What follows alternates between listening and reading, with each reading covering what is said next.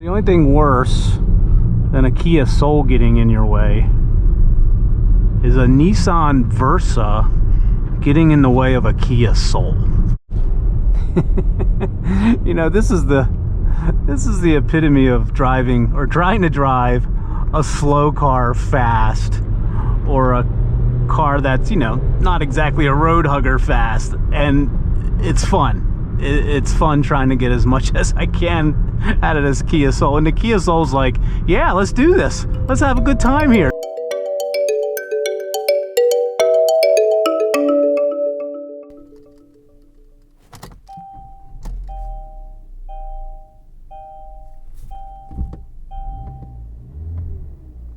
Well, good day, everybody. And yes, I am quite the Kia Soul fanboy, and I am not ashamed. Today I'm sitting in a 2021.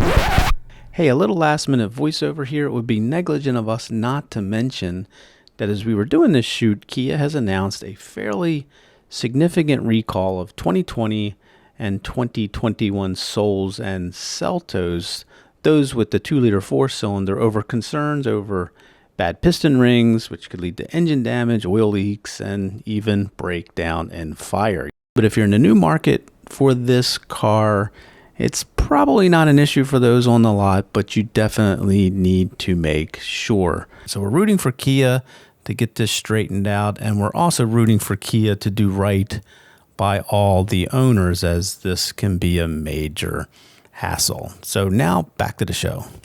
Today I'm sitting in a 2021 Soul, and this is in the S trim, and I've been wanting to drive this car for quite a while. There's about 5 things that I think really make this car cool. So let's get out.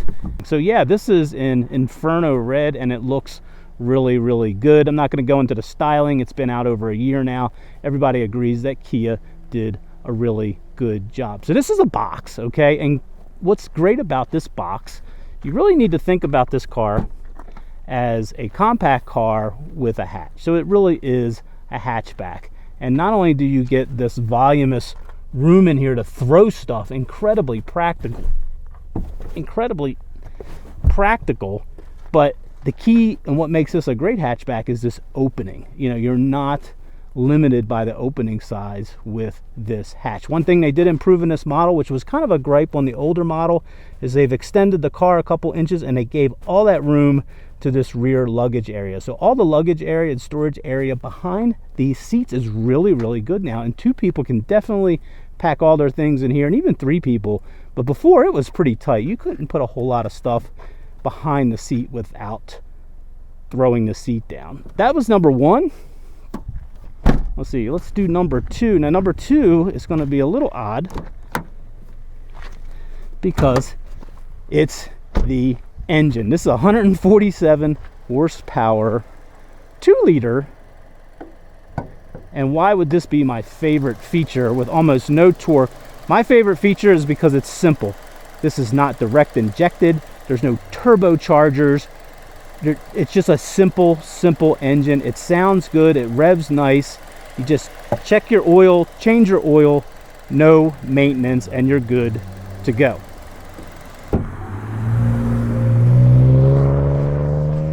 Third thing that makes this car pretty cool is just this.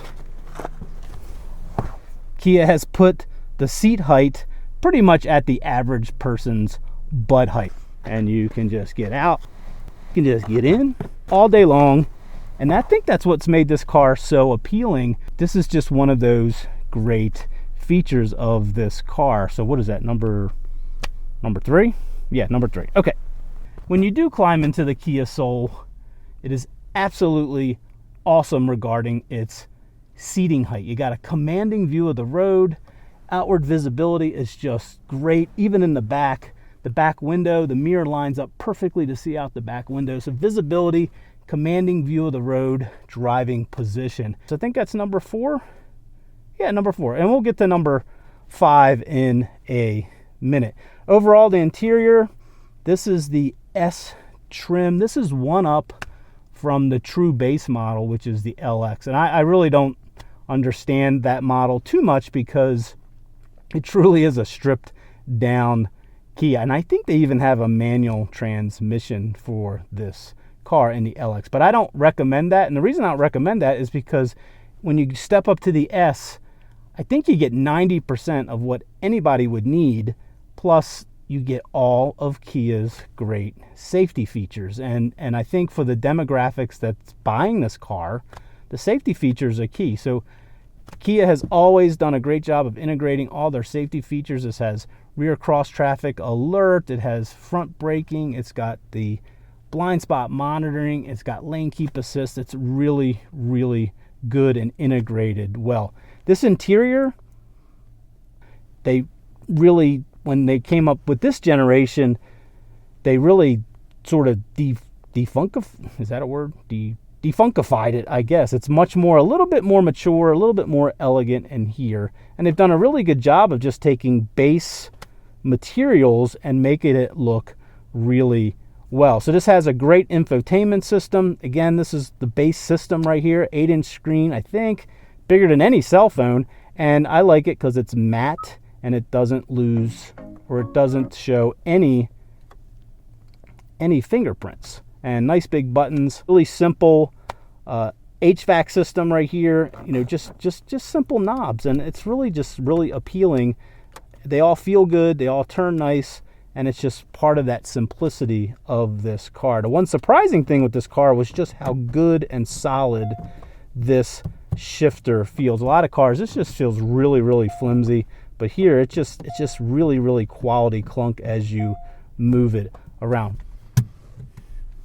Okay, this car has a great turning radius. It's very maneuverable. I'm going to put it in reverse here to show the backup camera. It's got the markings with trajectory. Very, very nice. This car is ideally suited for the urban scene. You can see the front of the car. You know where the back of the car is. It handles, it maneuvers in really, really small spaces. So really, really nice from that aspect.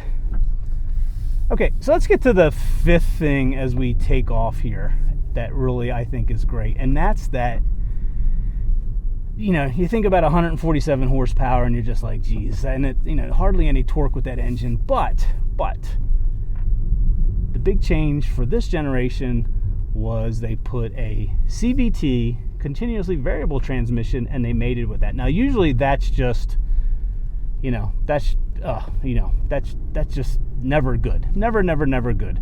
But Kia was very adamant about, hey, this is an IVT, not a CVT, meaning it's intelligent variable transmission. And I just kind of thought that was a joke right along. But then, I watched Savage, his, Savage Geese review of this car, and he was kind of fond of the IVT. And, now that I'm driving it, it truly is intelligent, and it has really resurrected this 2-liter engine to the point where, again, I said, it's simple. You don't need a turbocharger. You don't need direct injection. You don't need all that complexity because this IVT is that good. I was kind of hesitant to bring it up here to the mountains because, but I've never driven a car as good as this one, in a basic car, right? I've never really driven a car as good as this one up steep mountain climbs like we did. The CVT, there I went it again. The IVT just kind of melted into the background. It did its simulated shifts, and the beauty of it is you're not waiting, whereas a normal torque converter transmission, you got to hit the gas, and it's always hunting for gears.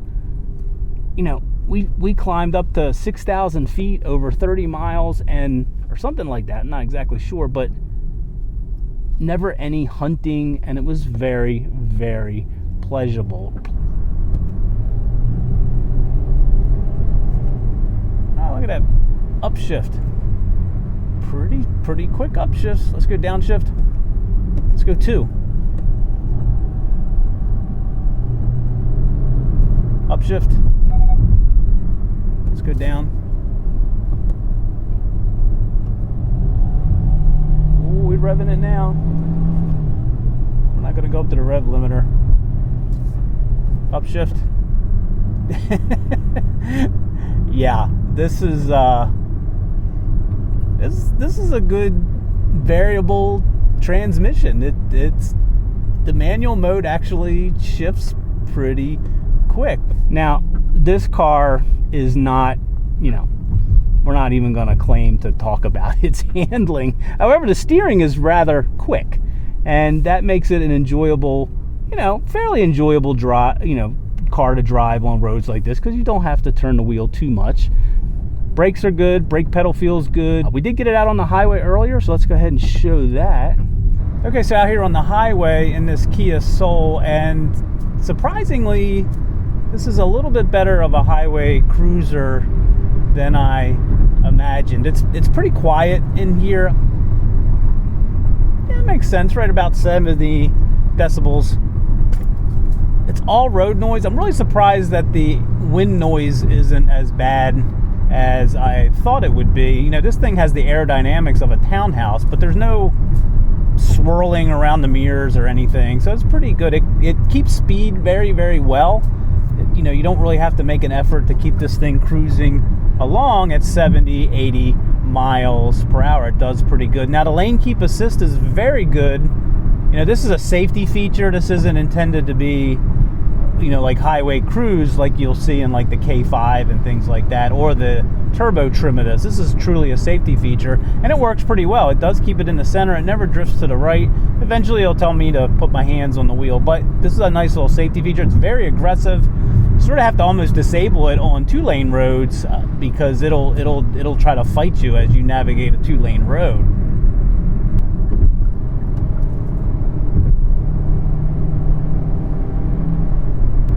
Passing power is adequate. IVT is making the most of that 147 horsepower on passing. It's okay. It's okay. Now, seat comfort is very impressive. I'm very fond of these seats. These have been one of my favorite seats in any compact car, and I think it's because it's got the lumbar support, and it's a pretty aggressive lumbar. It'll push right into your back. So seats are very, very comfortable and pretty quiet. So gas mileage wise, I have no reason to think this doesn't do the EPA. This is not a gas mileage champ. This is not going to do high 30s, low 40s like a lot of the other compacts, the Civics and Corollas of the world. It's just not going to do that. I mean, like I said, this thing is a brick in the wind, but low 30s, I have no reason to not believe the EPA figures based on what I've been seeing in my driving. So I should say that the the ride is jittery. This is a short wheelbase, and I could cruise all day in this car pretty comfortably, but it is a little, the jittery ride, it kind of wears you down a little bit. Yeah. Bass sound. No need to upgrade to get a better sound system. This is fine. And then lots of volume though. Plenty of volume. Yeah, so the Kia Soul. Yeah, so I think if you're in, that compact market, you're looking at Corollas and Civics and all the other compact cars, you really should check this out, because it actually is a fun and spirited car. You really don't need a lot of speed and horsepower and all that handling to make a car fun, and I just like driving this thing. Well, again, I am not ashamed to admit that. And Kia just has a great way of taking average things, an average engine, what's more average than a box, just average stuff, and they bring it all together. Average interior materials, just average everything. They come together and it makes just a great package. So yeah, so leave us any comments or questions. We just love to interact and talk about cars. If you've hung in there this time, hopefully there'll be some bloopers, because boy, did we have a lot of them today making this. But man, it was all worth it, because just some wonderful driving, and the Soul made it a lot of fun. So yeah, again, leave those questions and comments. Thanks for watching. Really appreciate it, and have a great day, evening, or morning, wherever you are. But the thing about the box, my favorite feature, oh, for heaven's sakes, I thought a really good, what the heck? beautiful out here, and then somebody does that. Throw that away later. And have a great morning. It's like an abandoned road, and that guy comes by. It's kind of like the stripper model, and it really does. Can you say stripper model? Great. Nice frozen GoPro. Nice job, GoPro. I guess I forgot to pray to the GoPro gods today.